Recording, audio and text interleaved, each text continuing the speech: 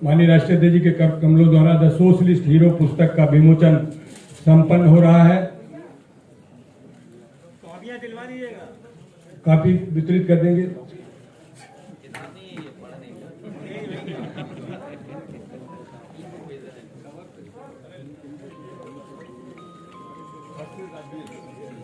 दूसरा कार्यक्रम है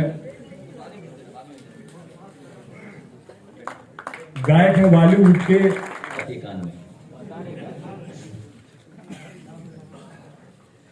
मेरे साथ मंच पर सभी समाजवादी पार्टी के वरिष्ठ नेता,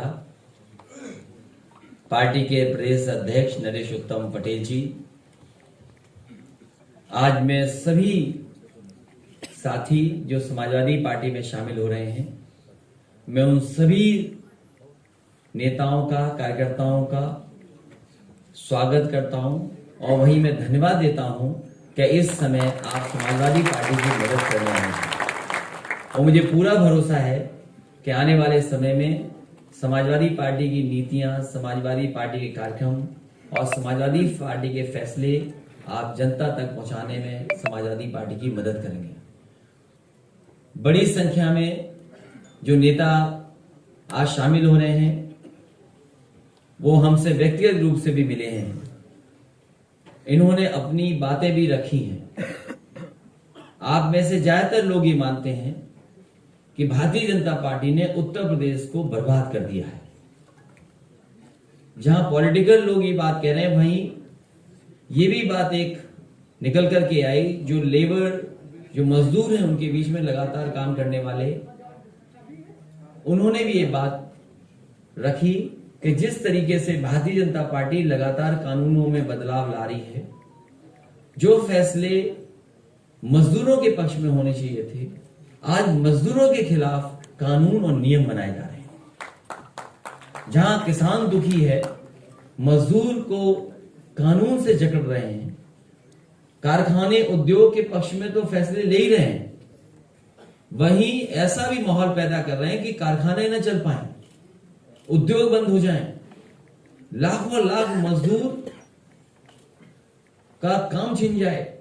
और हमने, आपने देखा है उस समय जब लॉकडाउन लगा था, गुजरात से, महाराष्ट्र से, पंजाब से मजदूर पैदल पैदल चल करके घर पहुंचे थे। किसी के लिए कोई इंतजाम नहीं किया गया और उत्तर प्रदेश के पास सबसे ज्यादा बसें थीं, उसके बावजूद भी मजदूरों को अनाज छोड़ दिया, पैदल पैदल भेजा। मुझे याद है ललितपुर में एक परिवार जो बहुत दूर महाराष्ट्र से चल करके आया था, एक मां जो गर्भवती थी, पहुंची ललितपुर, बेटी पैदा हुई, उसके बावजूद भी कोई सरकार की मदद नहीं पहुंची, पैदल चल करके ही उन्हें अपने घर तक पहुंचना पड़ा। अगर उस संकट के समय पर, परेशानी के समय पर कोई सामने आया तो समाजवादी पार्टी ने उस परिवार की 1 लाख से मदद करने का काम किया।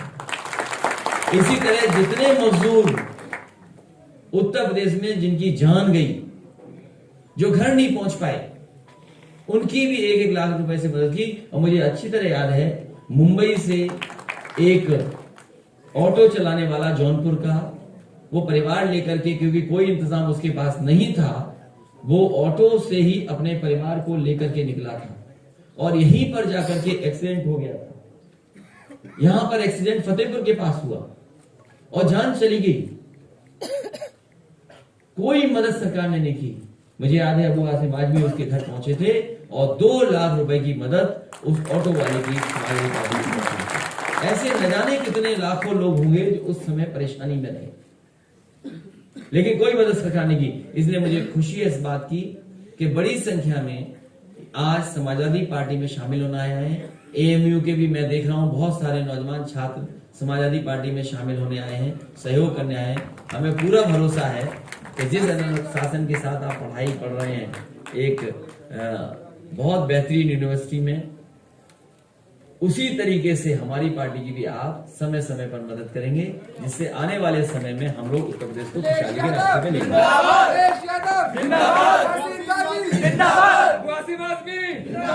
आज के दिन जब हम और आप लोग बैठे हैं, मैं आपसे मिलने थोड़ा समय लग गया। मैं ये सोच रहा था कि आपके सामने जाऊंगा तो कम से कम एक खुशी की बात आपके बीच में रख पाऊंगा। हमारी पार्टी के गाजीपुर के सभी वरिष्ठ नेता जिलाधिकारी जी से मिलने गए हैं और अभी तक वहां के प्रशासन ने हमें परमिशन नहीं दी है। मुझे लगता था कि शायद परमिशन दे देंगे कि हम भी समाजवादी सरकार में बने हुए एक्सप्रेस वे पर चल सके, लेकिन उद्घाटन के बहाने किसी को चलने की अनुमति नहीं दी गई है।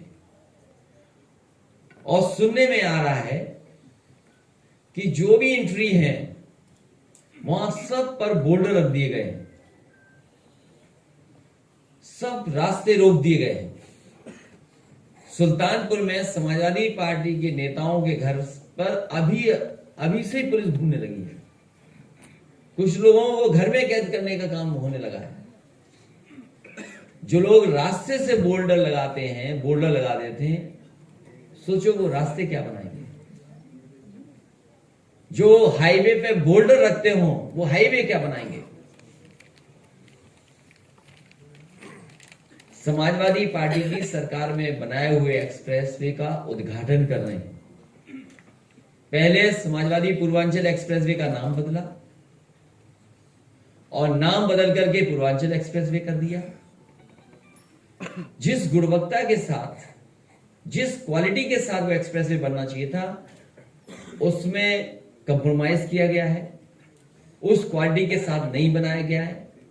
विज्ञापन में तो कहने के लिए यह भी कहा जा रहा है कि जिस तरीके से नदियों के किनारे या जहां जल भराव हो जाता है उसके किनारे जल पानी न निकल जाए उसके लिए कोई ना कोई इंतजाम किया जाता है।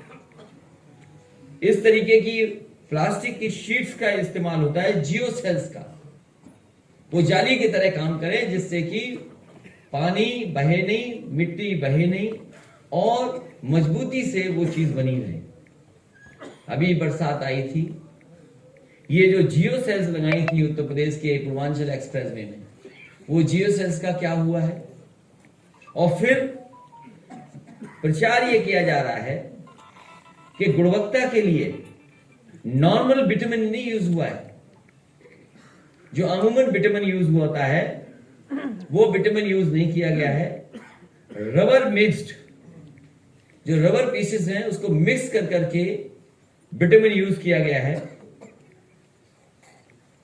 जो लोग उस पर चले होंगे वो जानते होंगे कि आगरा लखनऊ एक्सप्रेसवे पे तो अगर आप चाय पीते हुए चले जाएंगे तो चाय आपकी नहीं गिरेगी। 100 की रफ्तार से भी चलेंगे तो चाय नहीं गिरेगी। लेकिन पता नहीं भारतीय जनता पार्टी ने